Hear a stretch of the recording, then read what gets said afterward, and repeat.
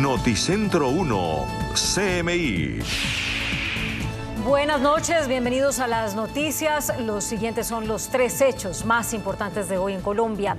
Desde Brasil, el canciller Álvaro Leiva se pronunció sobre el plan del ELN denunciado por la Fiscalía para asesinar al fiscal general Francisco Barbosa.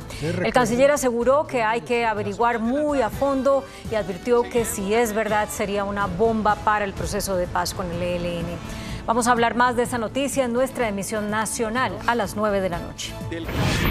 Paro de taxistas en el país. En más de 8 ciudades se registraron bloqueos durante el día. Con plantones y planes tortuga, los taxistas protestaron por el alza en el precio de la gasolina y para exigir mayores controles a la ilegalidad. Aunque la convocatoria fue modesta, generó caos en ciudades como Bogotá, Medellín y Bucaramanga, donde se inmovilizaron y multaron algunos vehículos. En la capital, la jornada finalizó en el Ministerio de Transporte, donde los líderes del paro se reunieron con funcionarios de gobierno para exigir una tarifa diferencial en la gasolina, que fue prometida en campaña por el presidente Gustavo Petro. La gasolina ha subido más de 4.300 pesos desde octubre a la fecha. Ampliación de esta noticia en nuestra emisión nacional a las 9 de la noche.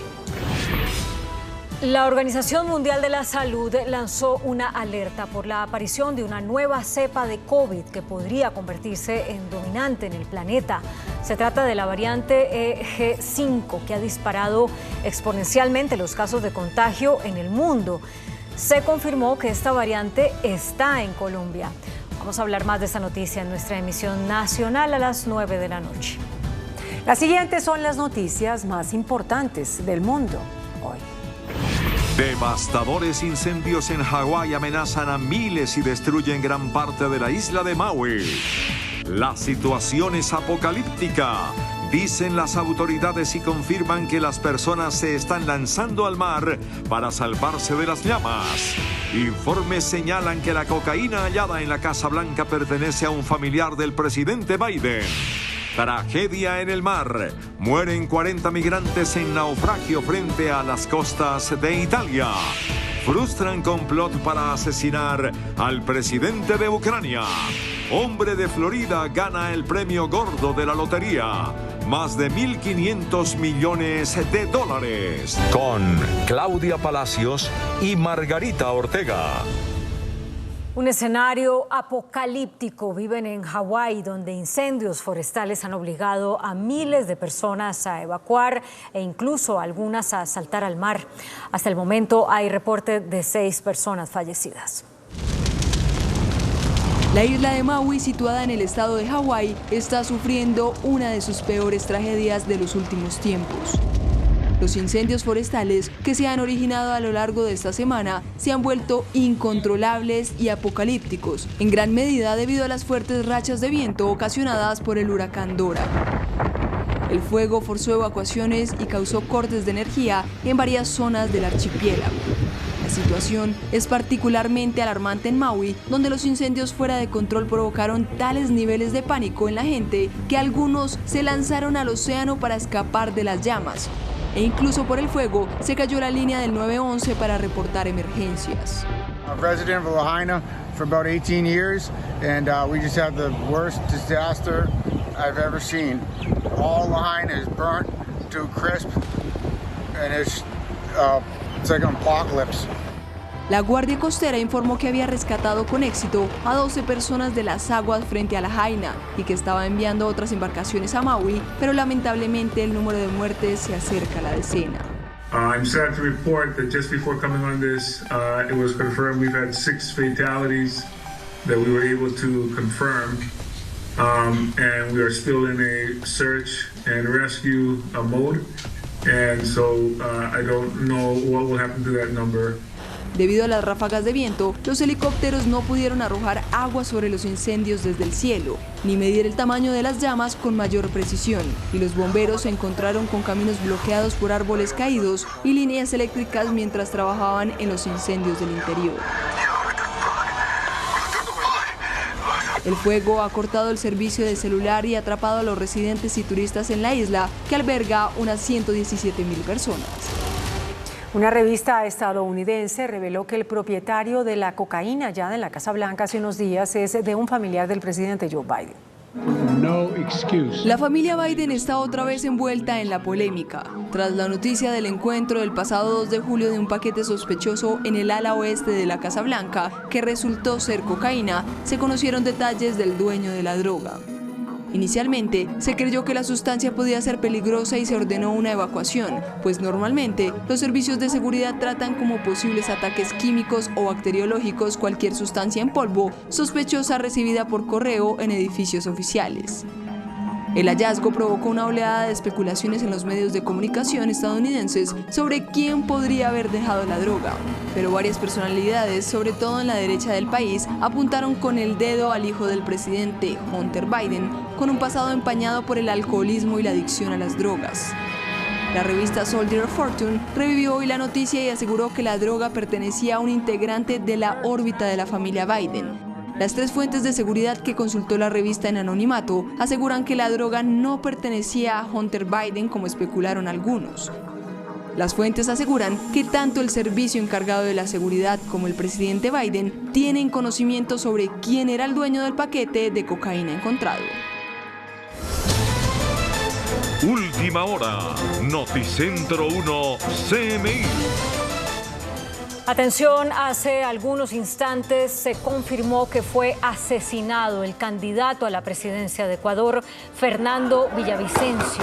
Villavicencio era un fuerte candidato, opositor al correísmo. El político falleció luego de que un grupo de sicarios entrara a un evento de campaña que se llevaba a cabo en un coliseo de la capital de Quito. Villavicencio, quien recibió 3 tiros en la cabeza, fue trasladado al hospital más cercano, donde se confirmó su muerte. Otras 9 personas resultaron heridas. Las autoridades buscan a los responsables del hecho, mientras un grupo de ciudadanos encerró a un presunto sospechoso. En otras noticias del mundo, la economía de China entró en deflación por la caída de los precios de consumo y producción. El gigante asiático entra en terreno negativo por primera vez en más de 2 años. A diferencia de las grandes economías que luchan contra la inflación, China entró en deflación por primera vez en más de 2 años, lastrada por la falta de debilidad del consumo interno que complica la recuperación económica. El índice de precios al consumo de China registró una bajada del 0,3% en julio, según los datos publicados este miércoles por la Oficina Nacional de Estadísticas. Aunque esta reducción de precios puede parecer beneficiosa para el poder adquisitivo, a largo plazo es una amenaza macroeconómica porque los consumidores tienden a retrasar la compra a la espera de caídas mayores en el precio. Ante la falta de demanda, las empresas se ven obligadas a recortar la producción y acordar nuevos descuentos para liquidar sus existencias, al tiempo que congelan la contratación o realizan despidos. Los economistas hablan de una espiral descendente. La Casa Blanca dio detalles sobre sus planes para prohibir algunas inversiones estadounidenses en tecnología en China. Plantea además exigir que se notifiquen al gobierno otras inversiones. El objetivo de estos planes es impedir que el capital y la experiencia estadounidenses contribuyan al desarrollo de tecnologías que podrían apoyar la modernización militar de China y amenazar entonces la seguridad nacional de Estados Unidos. Se espera ahora que el presidente Joe Biden emita esta semana una orden ejecutiva muy esperada para controlar las inversiones en tecnologías sensibles destinadas a China. Nueva tragedia en el Mediterráneo. 40 migrantes perdieron la vida en un naufragio frente a la isla de Lampedusa, en el sur de Italia. Un total de 41 personas han muerto en un nuevo naufragio frente a la isla italiana de Lampedusa, al sur del país, según los testimonios de 4 supervivientes que fueron rescatados por la Guardia Costera italiana. Los sobrevivientes explicaron a las autoridades que la embarcación había salido de Sfax en Túnez y que tras unas 6 horas de navegación la nave volcó debido a una gran ola y la mayoría de migrantes, entre ellos 3 niños, cayeron al mar. Los rescatados, 3 hombres y una mujer, se encuentran en estado de shock y afirman que solo 15 de los migrantes que viajaban en una precaria embarcación metálica llevaban chalecos salvavidas. Los desembarcos no se dan en Lampedusa, en cuyo centro de acogida con capacidad para 300 personas llegaron a agolparse hace 2 días cerca de 2.500 personas. Y otra tragedia está en Francia. 11 personas muertas por un incendio en una casa de verano para personas con discapacidad. Estas personas que se encontraban en la planta baja pudieron salir rápidamente a pesar de que algunas tenían heridas muy graves, pero no de la misma forma lo lograron hacer quienes se encontraban en el piso de arriba. El inmueble acogía a 28 miembros de un grupo de personas con discapacidad psíquica leve y a sus monitores que se encontraban de vacaciones. En las últimas horas se confirmó que el asesinato del médico colombiano Edwin Arrieta en Tailandia fue premeditado por parte del español Daniel Sancho.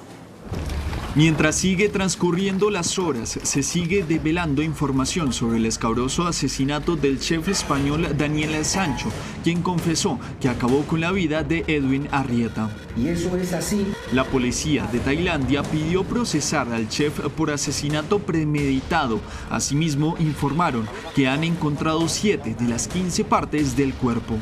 El abogado de la familia del colombiano además dijo que Daniel Sancho sabe lo que hizo y que no fue un incidente aleatorio, sino que todo fue parte de un plan para matar a Edwin Arrieta. En un principio admitió el homicidio durante un interrogatorio, después de haber sido él mismo quien denunció la desaparición. Luego aclaró que Arrieta habría fallecido como resultado de un golpe en la cabeza que él le propinó, pero no recuperó la conciencia a pesar de sus intentos por revivirlo. Ucrania aseguró que frustró un complot para asesinar al presidente Zelensky. También reconoció que la contraofensiva no ha sido fácil. Una supuesta informante de Rusia fue detenida en relación por un complot para asesinar al presidente de Ucrania, Volodymyr Zelensky. La mujer detenida no ha sido identificada públicamente. La sospechosa había recopilado información sobre la visita prevista de Zelensky a otra ciudad a finales de julio, con el objetivo de planificar un ataque aéreo ruso para asesinar al presidente. Sin embargo, los agentes de Ucrania obtuvieron información sobre las actividades subversivas de la sospechosa y optaron medidas de seguridad adicionales, frustrando el complot. Estados Unidos es consciente de que la contraofensiva ucraniana contra Rusia no está progresando tan rápido como se esperaba. Incluido el presidente Zelensky ha dicho que no están yendo tan lejos o tan rápido como a él le gustaría. En cuanto a la ayuda militar a Ucrania, Estados Unidos seguirá proporcionando recursos militares a Kiev. Una potente explosión destruyó una fábrica vinculada al Ministerio de Defensa ruso. Una cámara de seguridad captó los instantes en los que la zona fue sacudida. La empresa se encarga de fabricar equipos ópticos para las fuerzas de seguridad rusas. Por el momento se desconocen las causas del siniestro, en el que al menos 45 personas resultaron heridas. Una persona en Florida ganó un premio de $1.580 millones en la lotería Mega Millions, luego de casi 4 meses sin que hubiera un ganador. Los números ganadores fueron 13, 19, 20, 32, 33 y 14 en la bola amarilla. Antes del sorteo se habían celebrado 31 rondas seguidas desde la última vez que alguien ganó el primer premio, que fue el 18 de abril. Eso permitió que el pozo fuera creciendo hasta convertirse en el tercero más grande de la historia de Estados Unidos. En Estados Unidos, con la ayuda de inteligencia artificial, lograron que una persona con parálisis profunda volviera a moverse. En julio de 2020, Kate Thomas, de 45 años, sufrió un accidente de tránsito que lo dejó cuadrapléjico. Estaba atado a una silla de ruedas sin poder siquiera sentir la mano de un familiar. 3 años después, Thomas pudo volver a mover su mano, abrir y cerrar los dedos y hasta girar la muñeca. Este milagro de la tecnología ocurrió en un laboratorio de biomedicina del Instituto de Salud Feinstein en Nueva York, donde un equipo de 6 científicos implantó un microchip en el cerebro de Thomas.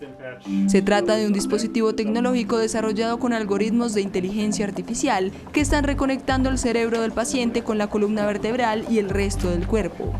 El implante se conoce como un bypass neuronal doble y actúa como un puente electrónico que permite llevar la información desde el cerebro hacia el cuerpo. Thomas es el primer ser humano del mundo en recibir un bypass doble neuronal conectado a la médula espinal. Muy buenas noches. Protesta de los taxistas del país. Nuestro invitado esta noche, el señor doctor William Camargo, es el ministro de Transportes. Balance, ministro, de lo que fue ese tortuoso día de hoy con los taxistas. Bueno, digamos que se presentaron varios bloqueos y, digamos, movilidad lenta en algunos corredores de diferentes ciudades del país. Sí. Respetamos obviamente el derecho a la protesta y el derecho a expresar un reclamo que tiene sentido en algunos componentes por parte de los taxistas, pero también instamos, y lo hicimos de la mano con la policía, para respetar el derecho a la movilidad. Alrededor de 1.800, 2.000 taxistas en diferentes partes del país expresaron, digamos, su preocupación frente a temas asociados a combustibles, a temas de informalidad, y en el balance se logró, digamos, mantener la movilidad. No hubo afectaciones a aeropuertos, tuvimos algunas complicaciones en Cúcuta, en El Dorado, por demoras también asociadas a temas meteorológicos y por limitaciones de acceso por planes Tortuga que se presentaron. Tuvimos también afectaciones en Medellín, en varias ciudades, pero logramos, digamos, avanzar en la hora pico, que es relativamente la hora de la mañana. Estamos en este momento programando una agenda y mesa de trabajo con representantes de los gremios en Bogotá para seguir en el proceso que hemos venido desarrollando desde febrero con los taxistas para atender, digamos, sus preocupaciones y un listado de temas que hemos venido gestionando de la mano con ellos. Gracias, ministro. Usted acaba de decir que los taxistas hacen unas peticiones que son razonables. ¿Cuál es la diferencia? Digamos que por efecto de la política de combustibles que el país ha venido desarrollando y que tiene como finalidad restablecer el precio internacional y la diferencia en el precio nacional que se cobra con la venta de combustibles, pues se han venido generando incrementos paulatinos de la gasolina. Sí. Esto tiene un impacto directo en la estructura de costos que tienen que sufragar los taxistas cuando prestan sus servicios y que no ha tenido una correspondencia en la tarifa que pagan los usuarios. Ese es, digamos, el primer tema que obviamente está generando una brecha entre el ingreso que percibían antes de que estas alzas empezaran a dar y el valor real que están cobrando ellos por el servicio. Lo que pusimos sobre la mesa, tan pronto abordamos esta problemática hace 3 meses que asumí el ministerio y fue lo primero que empezamos a trabajar, fue plantear una actualización de esa estructura tarifaria y de esa resolución que define el marco con el cual los municipios, distritos y ciudades capitales actualizan la estructura y la tarifa de taxis. Esa es una competencia que está delegada en los municipios y en las ciudades y que obviamente debe responder a los costos fijos, todo lo que es el capital, el costo, digamos, de los documentos, los seguros y los costos variables en los que está obviamente el combustible, estacionamientos, los pagos, digamos, de llantas que hacen parte de la tarifa que se le cobra al usuario por cada servicio. Pero entonces, a ver, ministro, primera respuesta del gobierno central, quiero decir, no habrá tarifa diferencial. Exactamente, parte de lo que en campaña se planteó era justamente buscar un mecanismo que disminuyera el impacto en la estructura de costos del combustible.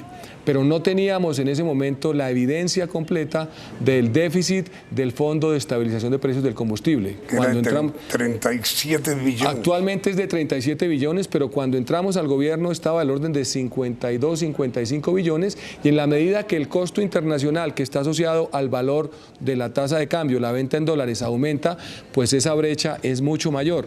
De manera responsable el gobierno asumió restablecer ese balance entre el precio interno y el precio internacional, y eso es lo que ha generado un aumento en el costo del combustible, que hoy en día está generando un subsidio que se predica sobre 13 millones de vehículos en el país, de los cuales solamente 210.000 son taxis. Pero a ver, señor ministro, usted dice, primero, no va a haber tarifa diferencial. Segundo, hay unos sectores de los taxistas que hoy dijeron que ellos no tienen ningún interés en que les alcen la tarifa, sino en que les bajen en que les hacen el servicio, quiero decir. No quieren, entonces.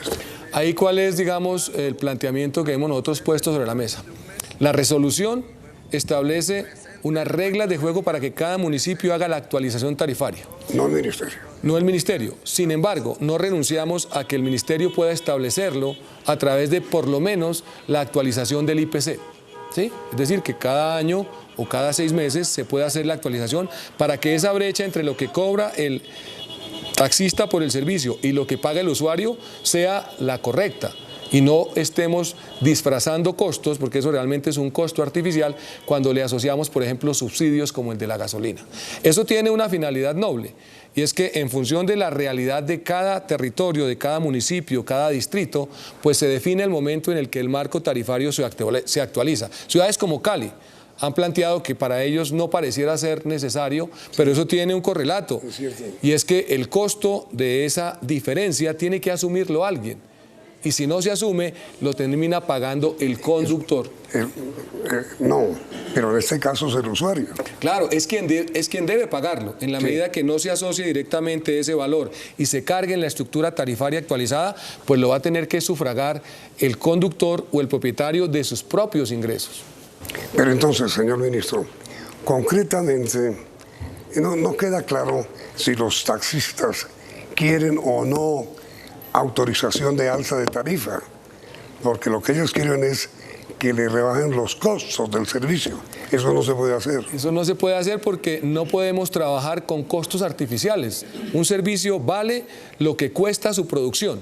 Y dentro de esos costos de producción está el costo del combustible, que tiene que recoger el valor que el mercado le pone a ese insumo y lo tiene que trasladar a quien consume el servicio, que es en esencia el usuario. Otros mecanismos son de alguna manera lesivos contra el presupuesto y están en la magnitud que Yamil refería hace unos instantes de 35 billones, que terminan castigando otros sectores del gobierno porque tienen que tomarse recursos del presupuesto para financiar ese déficit, porque se aplica a todos los consumidores de combustible. 13 millones entre motos, vehículos particulares y vehículos de transporte público en un escenario que es completamente regresivo, porque esos recursos se necesitan para proveer educación, salud, infraestructura, servicios de saneamiento básico en todo el país. Pero a ver, ministro, con la baja que ha tenido el dólar, que ya está en 4.000, parecería que ese va a ser su nicho permanente, digamos.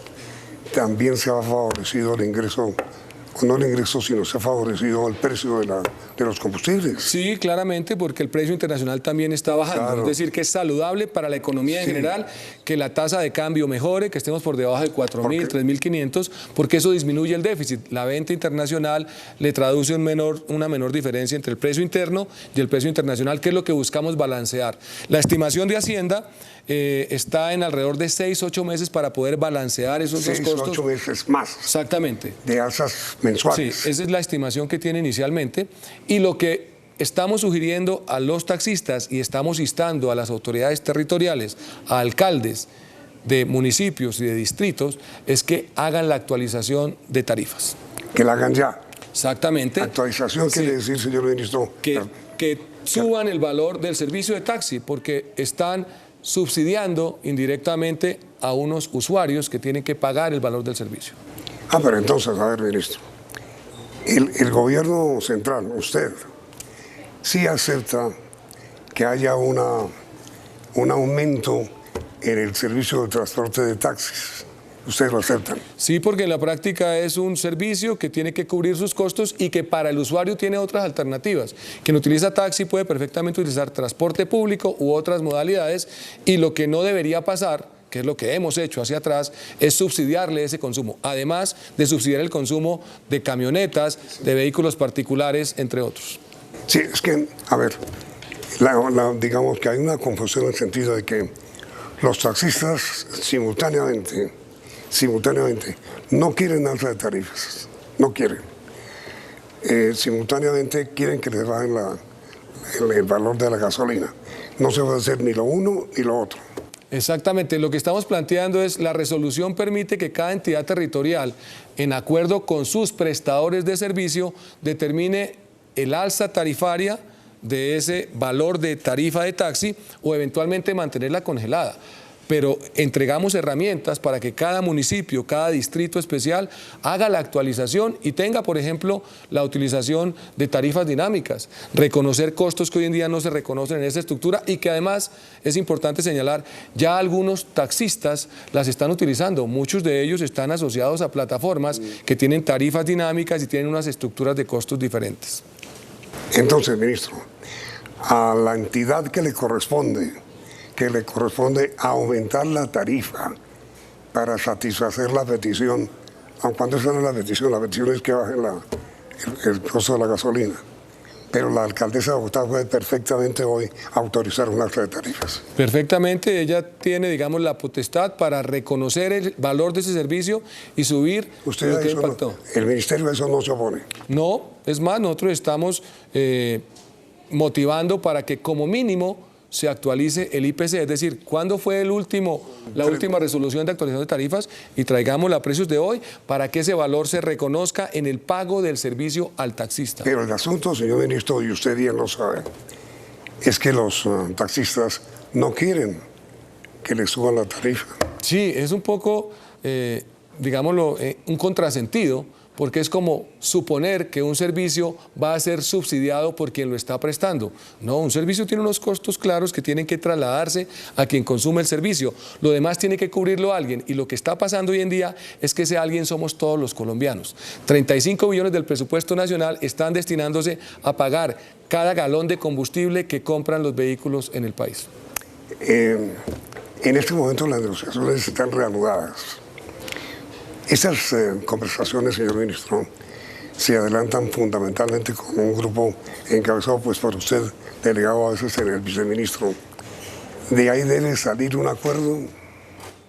Hemos trabajado con ellos en alrededor de 17, 18 puntos, ¿sí? Están asociados varios a temas con control de la ilegalidad, al mejoramiento de sus condiciones, por ejemplo, de homologación de vehículos, sí, a temas asociados a la habilitación, por ejemplo, de planillas únicas de viaje cuando hacen servicios, sí, que salen del perímetro urbano, y también el tema de combustibles y la migración, por ejemplo, a utilización de vehículos de energías limpias. Es decir, hay un paquete de medidas que hemos venido trabajando con ellos. Algunas son del resorte y competencia del ministerio, otras tienen rango constitucional y legal y necesitan modificaciones de leyes, por ejemplo, el disminuir el número de años para la renovación de la licencia en personas mayores de 65 años. ¿Sí? A ellos se les está pidiendo que la renueven cada año y ellos están pidiendo que esta renovación se haga, por ejemplo, cada 5. Eso implica una modificación de la ley. Pero a ver, señor ministro, de todas maneras, la suspensión del servicio de taxi público ¿es una violación a la ley o no? Exactamente, ellos, digamos, no podrían estar negándose a prestar el servicio, ni tampoco bloqueando la movilidad en... Pero usted dijo hace un momento que están en todo su derecho. Sí, estamos permitiendo que la protesta se realice, pero sin afectar la movilidad de los demás colombianos. Pero es como contradictoria su posición, señor. Digamos que lo que hemos logrado con ellos es que puedan expresar sus reparos legítimamente, que puedan orillar sus vehículos y salir a hacerlo, pero sin bloquear la movilización de todos los demás colombianos. Eso es lo que pasó hoy. Parte de lo que está haciendo la policía en los despliegues que ha hecho en diferentes ciudades es anticipar las situaciones y a través de mecanismos de diálogo, a diferencia de procesos en el pasado, instarlos a que permitan la movilidad y relativamente se ha logrado. Cuando hacemos el balance frente a 2.000 taxistas que se movilizaron y que se expresaron en las diferentes zonas del país, respecto a 250.000 que aparecen registrados como taxis en el país. 250.000 taxis tenemos registrados en el país. 250.000 entraron todos en paro hoy. En principio estaban todos en paro, pero solamente se expresaron 2.000. Entendemos también que es de alguna manera un acompañamiento a las mesas de trabajo que hemos venido desarrollando con ellos y porque adicionalmente han encontrado, queremos creer que eso se siga construyendo, un eco en lo que les hemos propuesto para mejorar la prestación del servicio y sus condiciones de vida y de ingresos. Pero el asunto, señor ministro, es que hubo bloqueos móviles. Sí. Bloqueaban en un lugar, luego en otro lugar, y así fue en todas partes. Sí, tuvimos algunas zonas en las que en periodo pico, sobre todo, se presentaron algunas situaciones. La policía estuvo muy atenta. Desde esta mañana a las 5 de la mañana estuvimos acompañándolos en el PMU. Se activaron, digamos, procesos de acompañamiento por parte de diferentes instancias de la policía y relativamente al momento podemos transmitir un parte de tranquilidad y garantizamos que la conversación con los taxistas sigue abierta para mejorar sus condiciones y para prestar en últimas, que es nuestra obligación como gremio y como Estado, un mejor servicio a todos los colombianos. Pero ministro, encuentro con todo respeto una contradicción en lo que usted dice entre afirmar, como usted lo ha hecho ahora, que tienen su derecho de protestar y protestar usted también porque está bloqueando. Entonces, sí, digamos, parte un poco de la tarea que hacemos como Estado es una mediación entre derechos que se pueden sentir en un determinado momento vulnerados. Hay un derecho a la protesta que es legítimo, pero también hay un derecho a la movilidad, y parte de la tarea que entre Ministerio y Policía hacemos es mediar en ese conflicto para que de manera civilizada podamos gestionar las diferencias. Pero con todo respeto, señor ministro, encuentro una contradicción en lo que usted dice. Por una parte afirma que tienen todo su derecho a protestar, pero por otra parte usted dice que no pueden bloquear, que es que el bloqueo es la protesta. Parte de lo que acordamos en el transcurso del día fue justamente sentarnos con representantes de los taxistas que han estado inclusive en otras mesas para tratar de disminuir la presión sobre bloqueos que se han venido presentando a lo largo del día y que restablezcamos las mesas de conversación que hemos venido desarrollando. 18 mesas hemos tenido en diferentes ciudades y los canales de comunicación y de conversación siguen abiertos con ellos para mejorar sus condiciones laborales y de ingresos. La situación durante el día de hoy fue especialmente difícil en Bogotá, sobre todo en la mañana, en Medellín, en Cartagena, también hubo en Cali. ¿Eso ya está todo normalizándose? Sí, el reporte que tenemos hacia el final de la tarde es que se está ya restableciendo el tráfico, que ya hay mejores condiciones y mantenemos, insisto, abiertos los canales de conversación con ellos. Eso es una mesa de trabajo que viene desde febrero 22 de este año, que ha tenido ya 18 sesiones y que tiene que seguirse construyendo porque en la práctica las problemáticas van mutando y las necesidades que ellos han planteado no están limitadas a ese pliego de 18 puntos que inicialmente acordamos. Es decir, señor ministro, primero, los bloqueos son ilegales. Sí, no se permite, hay que garantizar que la movilidad no afecte el desplazamiento de los demás colombianos. Segundo, no habrá tarifa diferencial. Exactamente, lo que estamos planteando es la gasolina seguirá aumentando su costo y lo que hemos planteado como tarifa diferencial está más asociado es en el cobro que se hace al usuario, que pueda tener horas pico y horas valle para cobrar. Tercero, ¿cuál fue la promesa que el presidente Petro hizo en campaña que los taxistas reclaman que se cumpla? Digamos que en eso rectificar creo que es pertinente. Uno no puede mantener una posición cuando el contexto ha cambiado. Nosotros planteamos que íbamos a explorar la posibilidad de que existieran tarifas diferenciales o inclusive algunas zonas francas para combustible. No teníamos en ese momento la información del déficit del Fondo de Estabilización de Precios de Combustible, que es de alguna manera un elemento central en la gestión de la política pública y que está afectando el presupuesto, y en esa medida tuvimos que ajustar esa posibilidad y estamos trabajando para mitigar ese efecto. ¿A través de qué? De la actualización de la tarifa y de proveer también posibilidades de cambio de flota y eventualmente una migración, por ejemplo, a vehículos con gas.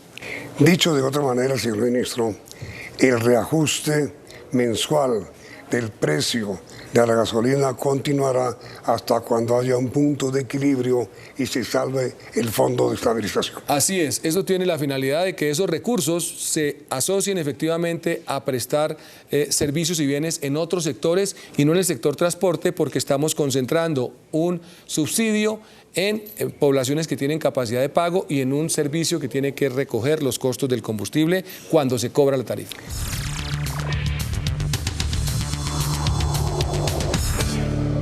Ya los taxistas del servicio público tienen plataforma, ¿no?, para competir con Uber. Así es, y lo que estamos planteando es que podamos ofrecerles, por ejemplo, desde el Estado, una plataforma propia para todos los taxistas en el país, que tiene ventajas en cuanto a fidelización y en cuanto a, por ejemplo, el pago de los servicios de seguridad y salud que ellos tienen que hacer mensualmente, en lugar de que estén pagándole, por ejemplo, a una plataforma por cada servicio prestado. Además, porque de todas maneras, primero, los taxistas de servicio público ya tienen plataformas distintas a la de Uber. Segundo, el alza en la gasolina mensual va a seguir. hasta cuando haya punto de equilibrio. Eso será en marzo, abril del año entrante. Lo que ha previsto el ministro de Hacienda es que vamos a tener entre 8 y 10 meses más de actualización. Dependemos un poco de cómo se comporte el dólar y la fluctuación que esperamos siga siendo a la baja de esa tasa de cambio. Señor ministro, mire, de otra parte, usted anunció hoy que mañana se pondrá en servicio otro puente militar en la carretera llana. ¿Cómo es eso? Así es, en Bogotá, Villavicencio, ya tenemos habilitado la otra calzada con el puente temporal que ingenieros militares, sí, puente militar temporal. Uno de vía. Exactamente, quedaríamos con la vía habilitada en las dos calzadas con sentido Bogotá, Villavicencio y Villavicencio, Bogotá a partir del día de mañana en la noche. Es decir, una carretera o un puente vial de ida y otro de venida. Así es, eso nos permite mejorar las condiciones de operación y restablecer en mejores condiciones la conectividad entre Bogotá y el oriente del país. ¿Y qué va a pasar, señor ministro, con la vía definitiva?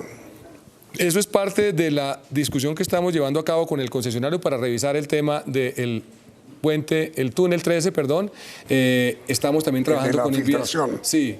También trabajando con el vías con el kilómetro 58, que debería estar entregado el próximo año, y ya tenemos una estructuración para sacar a APP el primer tercio. Estamos trabajando para que el primer tercio de Bogotá al Boquerón quede estructurado para que quede la vía completa en doble calzada. Y la vía a la costa también está.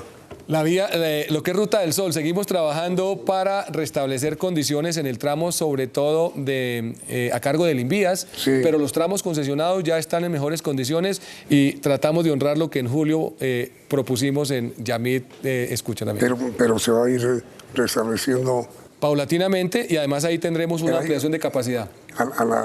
Me parece que es el Guadua donde está el problema. Sí, Villeta Guadua es donde tenemos, por un lado, unos problemas de transitabilidad, pero también un cuello de botella que ya estamos estructurando para que salga una APP. Pero licitación no se ha cerrado. No, no se ha cerrado. Estamos en la estructuración para sacarla por esquema de asociación público-privada. Y, a ver, ministro, regresando al tema de los taxis, mañana ¿el servicio será normal? Sí, esperamos que las negociaciones que se están cerrando nos permitan restablecer la prestación de servicio en todo el país y que sigamos en las mesas de trabajo y en la entrega de avances respecto a los compromisos que como gobierno hemos acordado con los taxistas. Con respecto a la alcaldía, usted ha tenido, es decir, a la autorización que se le da a la alcaldía para que suba tarifas de taxis.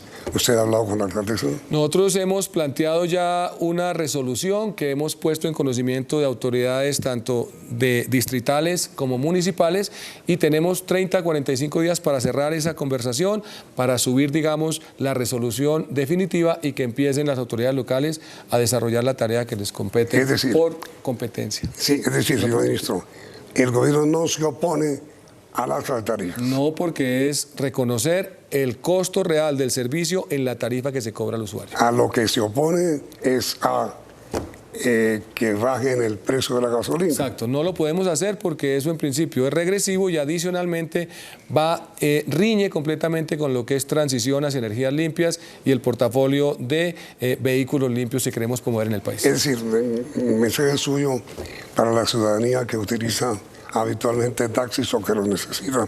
Por ejemplo, el Dorado estuvo un poco afectado esta madrugada, ¿no? Sí, tuvimos una afectación, por un lado por temas climáticos y también por algunos bloqueos. Mañana esas situaciones no se van a dar, estamos cerrando acuerdos con los taxistas para seguir trabajando con ellos en las soluciones que les mejoren su condición y que permitan la prestación del mejor servicio para los colombianos. ¿Cuántos taxistas tiene Bogotá? Bogotá está al orden de 45.000 taxis que están operando sin contar Uber. Sin contar, sí, lo que son plataformas. Las plataformas. Exactamente. En el país tenemos alrededor de 250.000, de los cuales 40.000 tienen energías limpias, gas y vehículos eléctricos, sí. Y 210.000, 205.000 operan con combustible de gasolina. Pues bueno, señor ministro, usted ha sido muy amable aceptando esta invitación y le deseamos mucha suerte porque en la medida en que la tenga, pues habrá normalidad en el servicio de taxistas. Así es, Yamil, muchas gracias y siempre atento a acompañarlo cuando necesite que ampliemos los temas que son de debate en los temas de movilidad que son de todos los días. Usted es muy amable, señor ministro, muchas gracias. Y a ustedes, televidentes, gracias por la sintonía y los invitamos a que continúen aquí en Noticentro 1. CM. Extra Noticentro 1 CMI. Mucha atención, el candidato presidencial ecuatoriano opositor al correísmo, Fernando Villavicencio, fue asesinado esta noche en Quito, la capital de Ecuador, cuando salía de un evento político. Villavicencio fue atacado por sicarios que le dispararon en el cráneo, en la cabeza, en varias ocasiones. El candidato había denunciado amenazas por parte de un peligroso narcotraficante. La campaña presidencial para las elecciones de este 20 de agosto en Ecuador fue suspendida por parte de todos los candidatos. El candidato presidencial de Ecuador, Fernando Villavicencio, fue asesinado hoy en la noche. Villavicencio, del movimiento de Centro Construye y quien a principios de agosto denunció amenazas contra él y su equipo de campaña, murió al ser atacado a bala por un grupo de sicarios cuando abandonaba un coliseo en el norte de Quito después de encabezar un mitin de campaña. El político, quien recibió 3 tiros en la cabeza, fue trasladado al hospital más cercano donde se confirmó su muerte. Otras 9 personas resultaron heridas en la balacera. Las autoridades buscan a los responsables del hecho mientras un grupo de ciudadanos encerró a un presunto sospechoso. Villavicencio era uno de los 8 candidatos presidenciales para las elecciones generales anticipadas que se realizarán el 20 de agosto y era un fuerte candidato opositor al correísmo. Los siguientes son los titulares de hoy en Noticentro 1 CMI. Noticentro 1 CMI. Si el atentado contra el fiscal es verdad, es una bomba contra la paz, dice el canciller. Fiscal responde que no es enemigo de la paz. Hay 2 hipótesis sobre el atentado. Venezuela rechaza denunciado atentado contra fiscal. ELN niega plan para atentar contra el fiscal. Normalizado servicio de taxis en el país. Minhacienda descarta reducción en alza de gasolina. No acepta tarifa diferencial. Nueva variante del COVID está en Colombia. Actividad exploratoria en petróleos continuará, dice nuevo ministro de Minas. Con Claudia Palacios y Margarita Ortega. Con la ausencia del presidente Gustavo Petro, quien por razones meteorológicas tuvo que aplazar su regreso a Bogotá esta noche, concluyó la cumbre amazónica con una declaración conjunta que define los puntos de acción para preservar la selva amazónica. El canciller Álvaro Leiva habló sobre una posible bomba al acuerdo de paz en el marco de esa cumbre, al responder sobre el supuesto o presunto atentado contra el fiscal general Francisco Barbosa. Informe de nuestro enviado especial, Gerardo Aristizábal. El aplazamiento del vuelo del presidente Gustavo Petro en el FAC 001 desde Belén do Pará a Bogotá se hizo dadas las condiciones meteorológicas que, de acuerdo con la información que entregaron los pilotos, no permiten hacer un vuelo con total seguridad. Dicen que habría mucha turbulencia y la seguridad del mandatario de los colombianos dijo que es mejor no volar. Recordemos que el presidente se ausentó hoy en la clausura de la cumbre amazónica que reunió a representantes de 10 países. Pero el que habló fue el canciller Álvaro Leiva en relación con la situación de una posible amenaza contra el fiscal general de la Nación ocasionada por el Ejército de Liberación Nacional, ELN. Hay una contradicción entre lo que se hace y lo que se anota como esto, un atentado. Yo diría que hay que averiguar muy a fondo, porque podría ser perfectamente una bomba contra el proceso de paz con los helenos. Lo importante es establecer la verdad. Las conclusiones de la cumbre amazónica las entregó el presidente anfitrión Luis Ignacio Lula da Silva. Manifestó que Colombia, Brasil y los demás países que participaron en esta reunión irán con una posición única a Dubái, donde se realizará la cumbre mundial ambiental, la COP28 a final de año.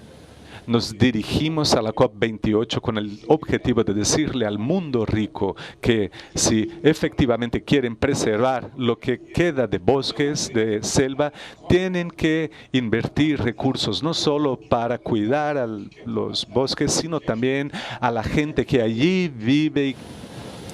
Otra noticia que surgió aquí en Belén do Pará fue la que entregó la ministra de Medio Ambiente, Susana Muhammad. Dijo que el gobierno colombiano comenzará a pagarles a 10.000 familias en la selva amazónica precisamente para que la protejan y no la deforesten. Tenemos un cálculo inicial que son 16.000 familias. Esperamos poder empezar ya a hacer los pagos por los servicios ambientales a 10.000 familias a finales de este año. Desde Belén do Pará, Gerardo Aristizábal, Noticentro 1, CMI. Y el fiscal general Francisco Barbosa le expresó al gobierno nacional que no está en contra de la paz total y le envió un fuerte mensaje a la delegación del ELN. Para aquellos que han dicho que yo soy un enemigo de la paz y que han venido diciendo y circulando eso, que he levantado y he suspendido 19 órdenes de captura contra miembros del ELN. El fiscal general de la Nación, Francisco Barbosa, visitó hoy a las 10:40 de la mañana la oficina principal del ministro de Defensa, Iván Velásquez, ante una presunta amenaza de atentado contra su vida por parte del ELN. Al finalizar la reunión le respondió fuertemente a la delegación de esa guerrilla, que afirmó que dicho atentado es falso. Uno no puede ser tan imbécil de decir que se está atribuyendo un hecho como este. Yo no conozco la primera vez que el ELN o cualquier organización de carácter criminal venga a decir y atribuirse un hecho. Normalmente pues lo van a, cualquier organización pues saldría y diría que no está dentro de sus planes. El fiscal se refirió a la preocupación que tiene por su seguridad. Mi mayor preocupación está en la salida mía de la Fiscalía General de la Nación. Una preocupación por mí, por mi familia. El fiscal general descarta abandonar Colombia al término de su cargo. Y por su parte, el ministro de la Defensa, Iván Velásquez, aseguró que hay dos hipótesis sobre el presunto atentado al fiscal Barbosa. El gobierno nacional no confirma ni desmiente que se haya perpetrado un plan por parte del ELN para asesinar al fiscal Francisco Barbosa. De que este hecho puesto en conocimiento sea una acción probable o también, como puede ser otra de las hipótesis, de enemigos del proceso de paz que se adelanta con el Ejército de Liberación Nacional para tratar de torpedearlo. Sin embargo, en medio de sus declaraciones, el jefe de la cartera de defensa extendió la mano del gobierno nacional al fiscal Francisco Barbosa. Le expresamos naturalmente al señor fiscal nuestra solidaridad, el respaldo del gobierno nacional, la reafirmación de la voluntad del gobierno por dar toda la protección requerida. Las declaraciones se dieron en medio de la reunión que sostuvieron por 2 horas tanto el ministro como el fiscal. Entre tanto, la Fiscalía señala a José Guzmán, alias El Rolo, de ser el cerebro tras el supuesto plan para atentar contra el fiscal general Francisco Barbosa. José Benigno Guzmán, alias El Rolo, es el hombre que para la Fiscalía estaría planeando el atentado contra el fiscal Francisco Barbosa, acompañado de 3 cabecillas más del ELN y un supuesto enlace en Bogotá. La hipótesis es que el grupo armado al margen de la ley del ELN tiene previsto un atentado contra el fiscal general de la Nación y que la Fiscalía debe aunar sus esfuerzos para, 1, que no suceda y 2, para establecer quiénes fueron las personas que fraguaron este hecho. En el prontuario de alias El Rolo figura que ha estado 26 años en el ELN y en los últimos 3 años ha sido cabecilla del Frente de Guerra Urbano. Además es investigado por participar en varios atentados, especialmente en la región de Cúcuta. Pues la delegación del ELN afirmó que es falso este presunto atentado y exigió una reunión con las Naciones Unidas. Ante un presunto plan terrorista del Ejército de Liberación Nacional en contra del fiscal general de la Nación, Francisco Barbosa, la delegación del ELN se pronunció por medio de un trino en su cuenta de Twitter anunciando una reunión extraordinaria con Naciones Unidas. El ELN ha solicitado para el día de hoy una reunión extraordinaria del mecanismo de monitoreo y verificación para examinar la situación creada por las falsas acusaciones del fiscal, que generan grandes dificultades en el desarrollo y confianza del proceso. Antes de esta publicación, en horas de la mañana, publicaron el comunicado de la Fiscalía con un sello de color rojo donde dice que es falsa la información. Es falsa la noticia que ha entregado el fiscal Barbosa. Con ella intenta un sabotaje al proceso de diálogo que se está desarrollando entre el gobierno y el ELN. Naciones Unidas, quien hace el monitoreo y la verificación, no se ha pronunciado sobre la reunión extraordinaria exigida por la delegación del ELN. El gobierno de Venezuela rechazó los rumores de vinculación del ELN en el atentado contra el fiscal colombiano.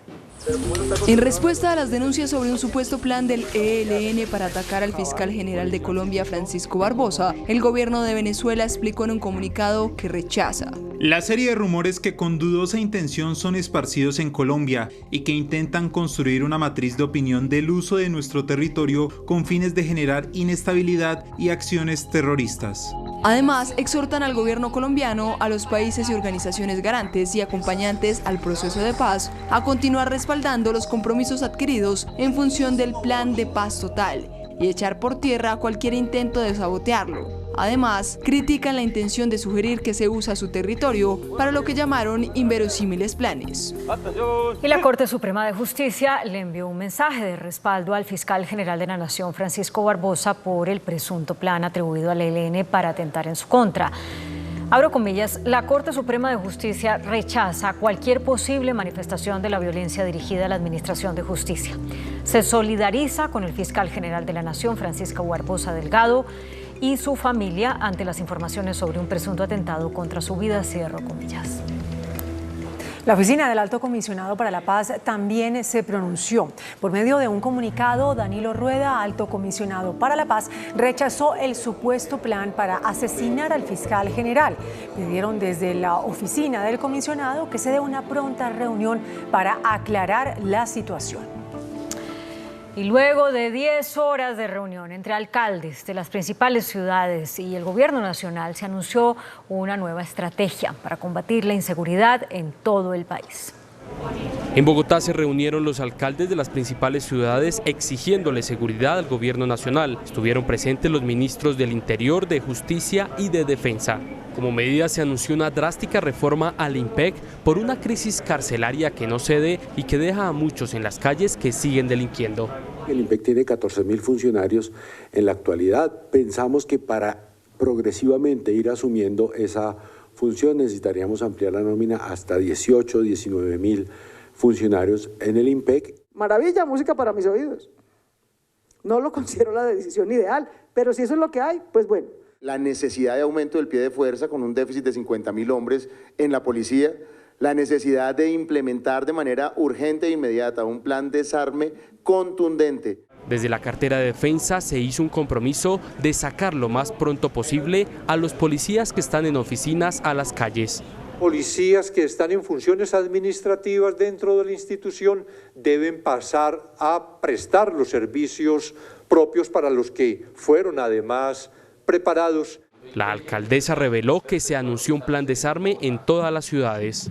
Estos 5 meses que hemos acordado hacer, que le hemos planteado y propuesto a los señores ministros, que hagamos una gran campaña nacional de desarme. Cada arma circulando en la calle es un robo o un homicidio en ciernes. La policía se comprometió con publicar los carteles de los más buscados de todas las principales ciudades para agilizar sus capturas. Son perfiles de personas que están siendo buscadas por la justicia por homicidio, por feminicidio, por extorsión, por terrorismo, por narcotráfico. Por ahora no hay policías para brindar más seguridad en las ciudades. Hasta el mes de noviembre, que se gradúan algunos uniformados, se podría hablar de este aumento. Hay normalidad ya a esta hora en el servicio de taxis en las principales ciudades del país, luego de una jornada de protesta contra el alza en el precio de la gasolina. Los conductores pidieron una tarifa diferencial en los combustibles, propuesta que descartó el ministro de Transporte, William Camargo. Con plantones y planes tortuga, los taxistas en Bogotá protestaron por el alza en la gasolina. El señor Gustavo Petro, presidente de la Nación, nos prometió una tarifa diferencial para el servicio público de vehículos tipo taxi, no nos ha cumplido. Estamos trabajando de 16 a 18 horas diarias para llevar el sustento a la casa, para llevarnos acomodadamente por ahí 30, 40 hasta 50.000 pesos cuando un día está malo. Aunque la convocatoria fue modesta y pacífica, generó caos en algunos puntos de la capital.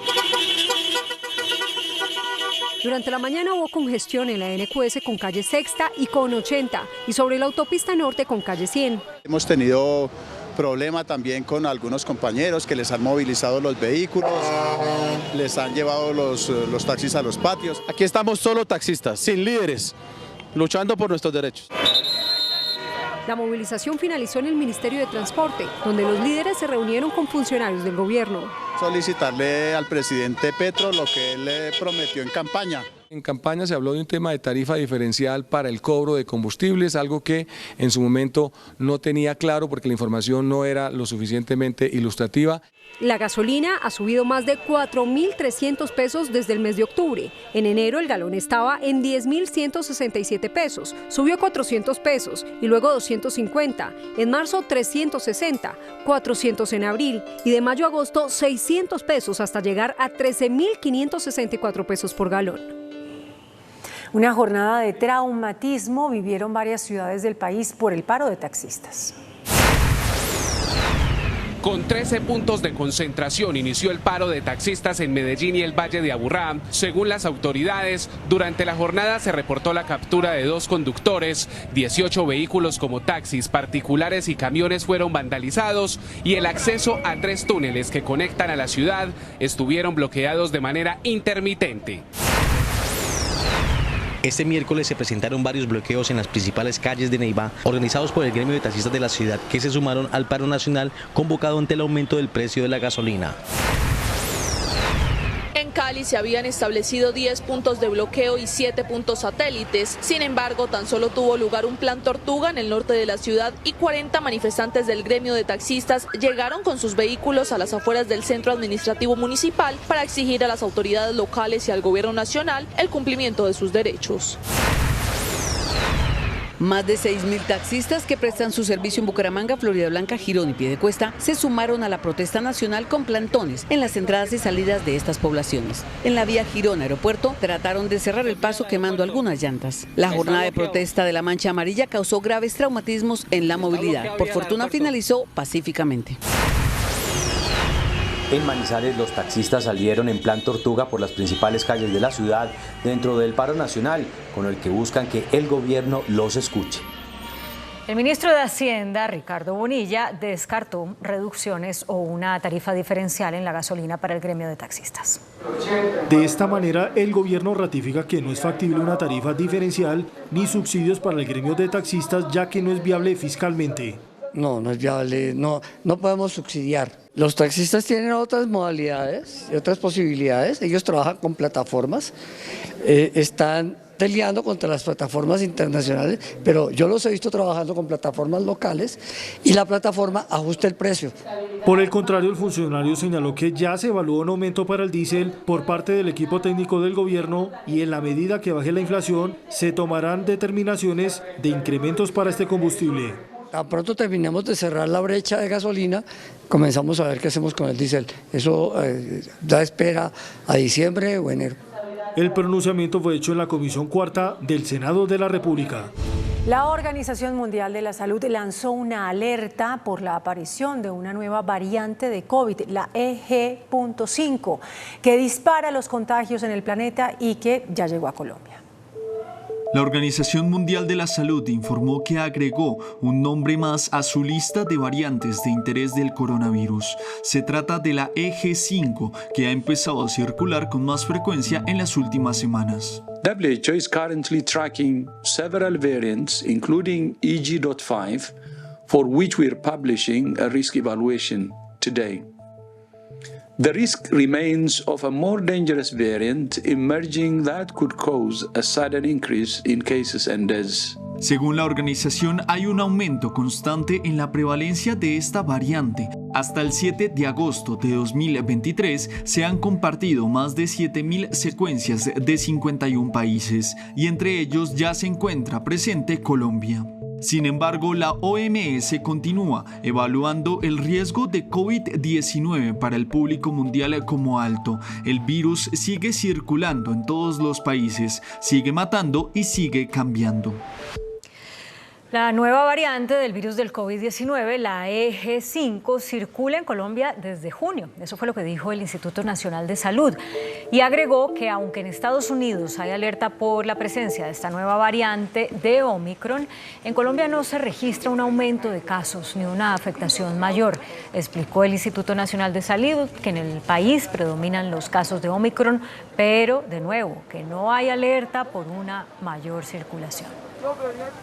La Asociación de Clínicas y Hospitales advirtió que el sistema de salud está al borde de un colapso financiero.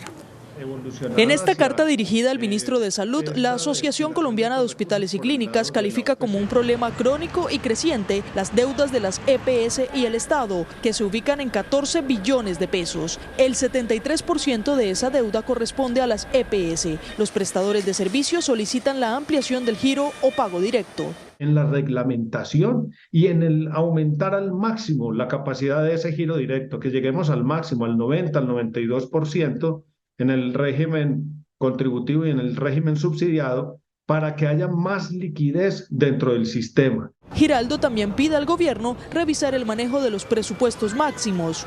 Durante esos meses se le ha girado a las EPS más de 15 billones, 15.7 billones de pesos. Cuando uno compara lo que ellos mismos autorizan o que llega a las IPS de manera a través del mecanismo de giro directo, es algo muy pequeño, no alcanza ni a los 50.000 millones de pesos. En la misiva proponen la creación de un fondo de garantías para que se pague a los hospitales y clínicas las deudas que van dejando las EPS liquidadas. El Centro Democrático presentó un proyecto de ley estatutaria de reforma al sistema de salud para mantener y mejorar la atención de las EPS en un régimen mixto, público y privado, donde los usuarios puedan escoger libremente su aseguradora. Eso fue lo que explicó la senadora Paloma Valencia.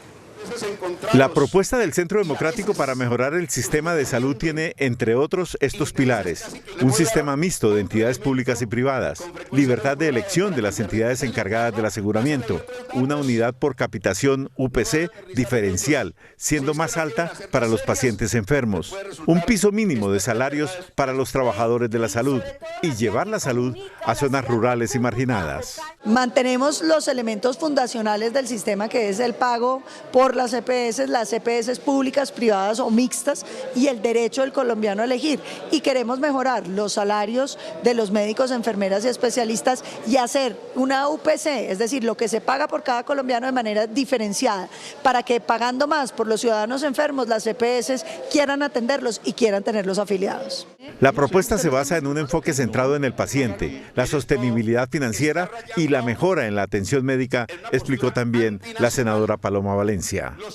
En Briceño, Antioquia, en medio de un operativo del ejército contra disidencias, 6 personas fueron detenidas. En medio de una asonada, un grupo de personas de la región liberó a 4 de los retenidos.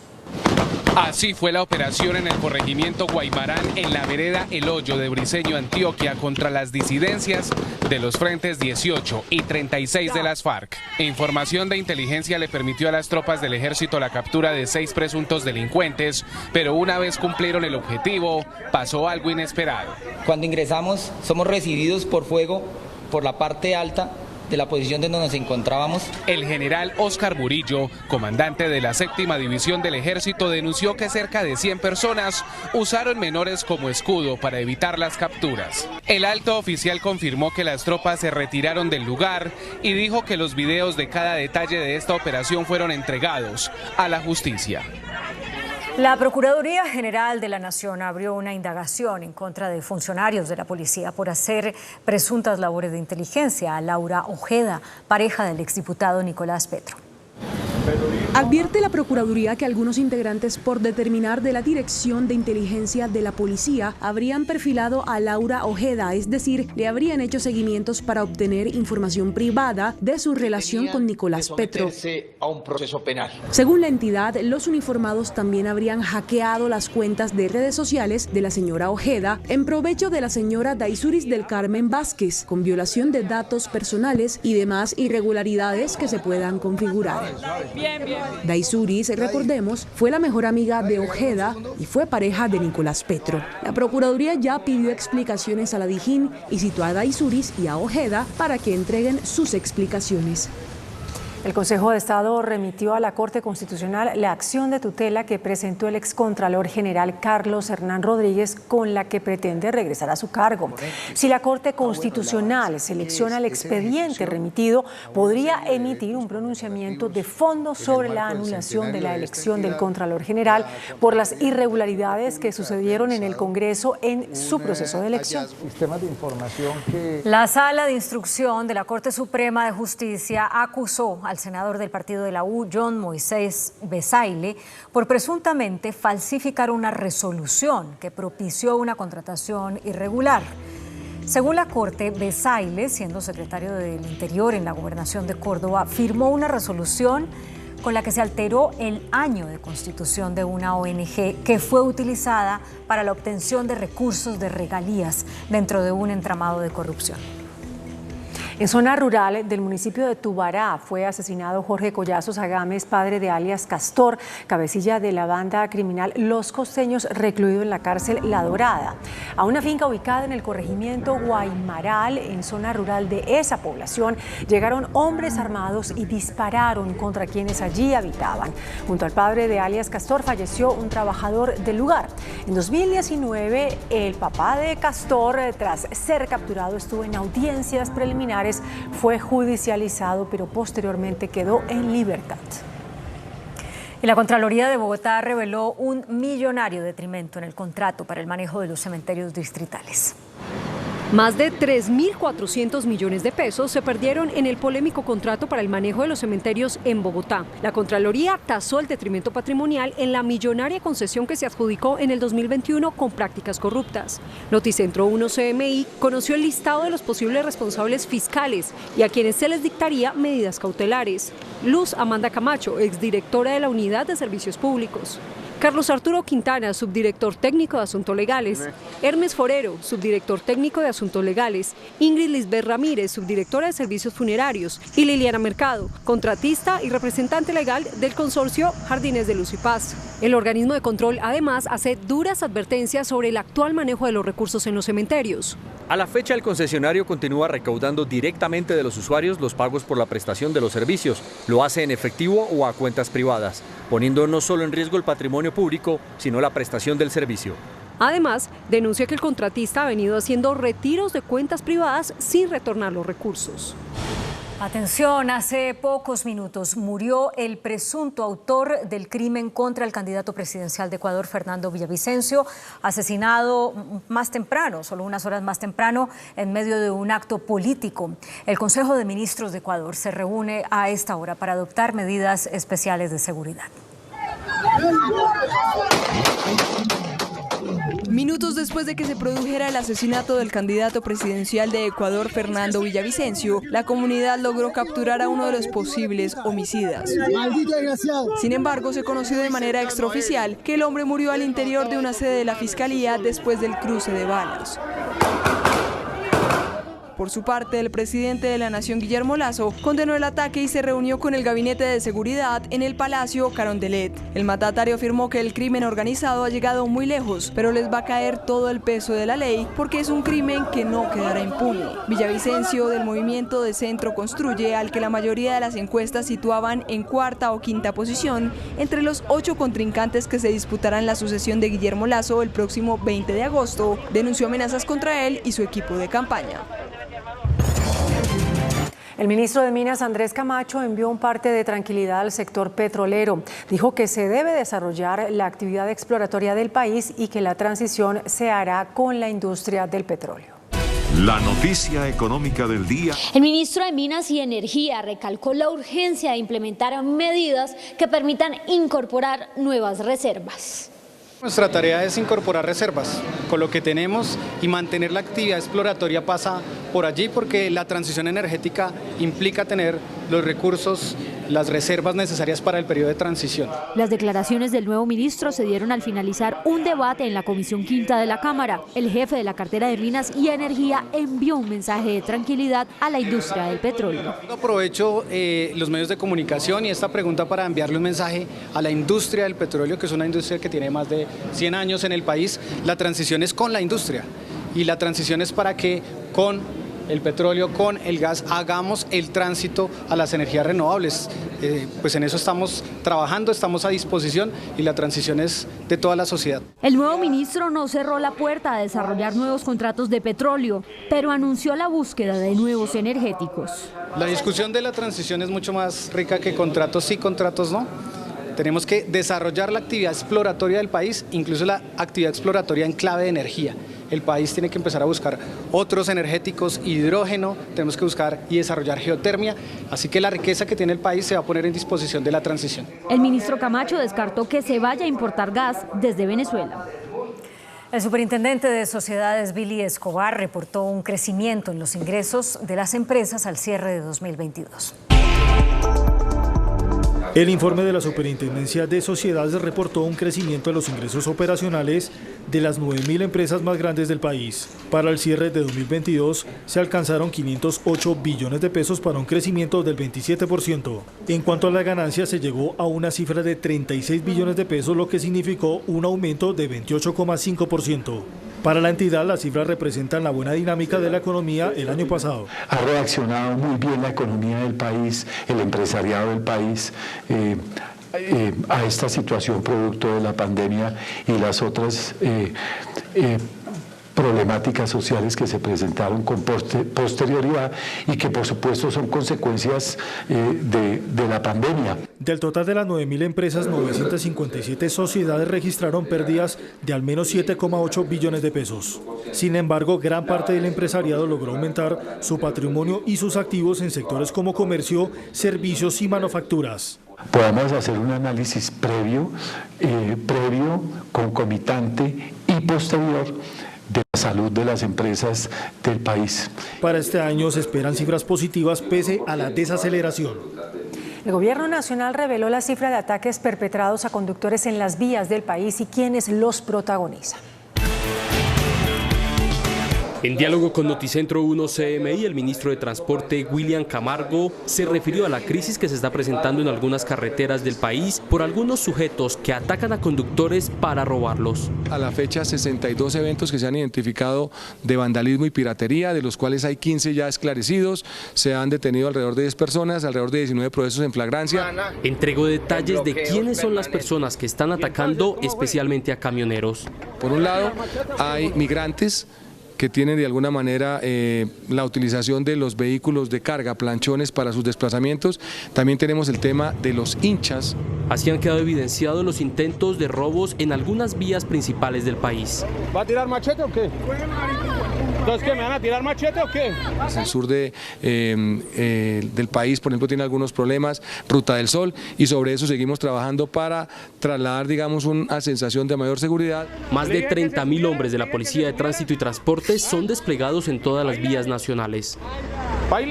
La Federación de Aseguradoras Colombianas, FASECOLDA, aseguró que la rebaja en el seguro obligatorio de accidentes fracasó y propuso aumentar la tarifa a las motos, que son los vehículos con la más alta accidentalidad. Evidentemente la prima tiene que estar asociada al nivel de riesgo del vehículo. Y si las motos son más riesgosas que un vehículo costoso, pues la prima debe ser más cara, sin duda. El presidente de FASECOLDA, Gustavo Morales, aseguró que la medida de reducir el valor del SOAT es un fracaso, pues la evasión en cuanto a motocicletas volvió al 60%, es decir, 11.2 millones de esas no cuentan con el seguro. Esto proponen las aseguradoras al gobierno nacional. Señores del gobierno, señores ministros, ustedes ya tienen unas facultades que les da el plan de desarrollo para rediseñar el SOAT desde cero. Estamos listos a ser convocados para trabajar en eso. A propósito del paro de taxistas, FASECOLDA está de acuerdo con el gobierno en la eliminación del subsidio a los combustibles. Por supuesto, creemos que más temprano que tarde habrá que ampliarla a otro tipo de combustibles fósiles donde aún no se aplica. Otra de las propuestas de FASECOLDA es llevar los seguros a la economía popular como el agro colombiano. Esa iniciativa se presentará mañana al ministro de Comercio, Germán Umaña, en el marco de la Convención Internacional de Seguros. Desde Cartagena, Luisa Fernández, Noticentro 1, CMI. Las utilidades del sistema financiero cayeron en mayo. El reporte del superintendente financiero César Ferrari indica que las ganancias del sector alcanzaron los 4,6 billones de pesos, una disminución del 48% frente al mismo periodo del año anterior. La alcaldesa de Bogotá, Claudia López, propuso la integración empresarial del Grupo de Energía de Bogotá con ISA. Durante el reconocimiento del Grupo de Energía de Bogotá por sus 15 años de estar listado en la Bolsa de Valores, la alcaldesa de la capital del país, Claudia López, planteó al gobierno buscar mecanismos de integración de esta empresa con Interconexión Eléctrica ISA. Para la mandataria, una multilatina pondrá a Colombia en los primeros lugares de América Latina en el sector energético. Si usted coloca las redes de transmisión de energía que tiene ISA y el Grupo de Energía de Bogotá sobre un mapa en América Latina, usted es el único presidente, el único de América Latina, que podría consolidar un grupo empresarial multilatino. La alcaldesa sostiene que esta es una discusión que hay que dar, más si se quiere una transición energética. Ese es el tipo de temas que deberíamos estar discutiendo y no si paramos o no el metro. El metro hay que hacerlo y más bien toca es hacer otro tipo de inversiones como estas, por ejemplo. El Grupo de Energía está entre las empresas de mayor liquidez en el mercado bursátil colombiano.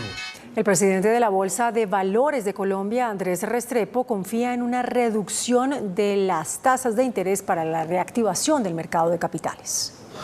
Como positivo calificó el mercado financiero la disminución de la inflación en julio, tendencia que podría mantenerse para el segundo semestre del año. El presidente encargado de la Bolsa de Valores, Andrés Restrepo, espera que los menores precios signifiquen un recorte en la tasa de interés del Banco de la República para la reactivación del mercado de capitales. Deberían conformar un escenario más propicio para la transaccionalidad en el mercado de capitales y para el regreso de emisores. Cabe anotar que en el primer semestre bajó el monto de operaciones de emisiones para la financiación corporativa. Unas tasas de interés pues altas y una tasa de inflación alta que hacía a los participantes del mercado pues prever que las tasas de interés de intervención se iban a mantener altas un tiempo. Se espera una mejor dinámica del mercado financiero hacia final del año.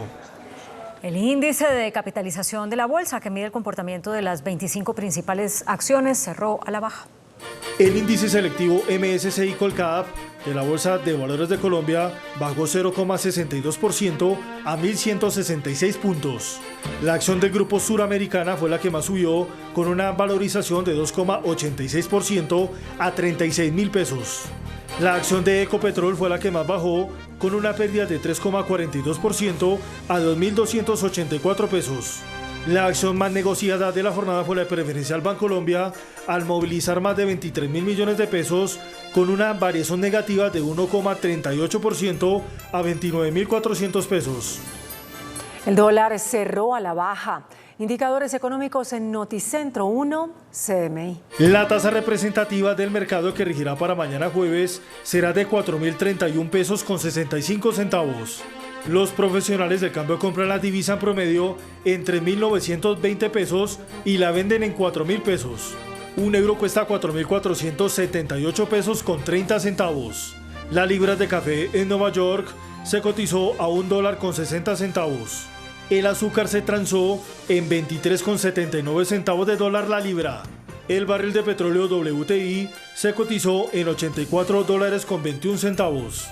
La referencia Brent para Colombia se cotizó en $87.51. Una acción de Ecopetrol cuesta 2.284 pesos. Hasta aquí Noticentro 1, CMI.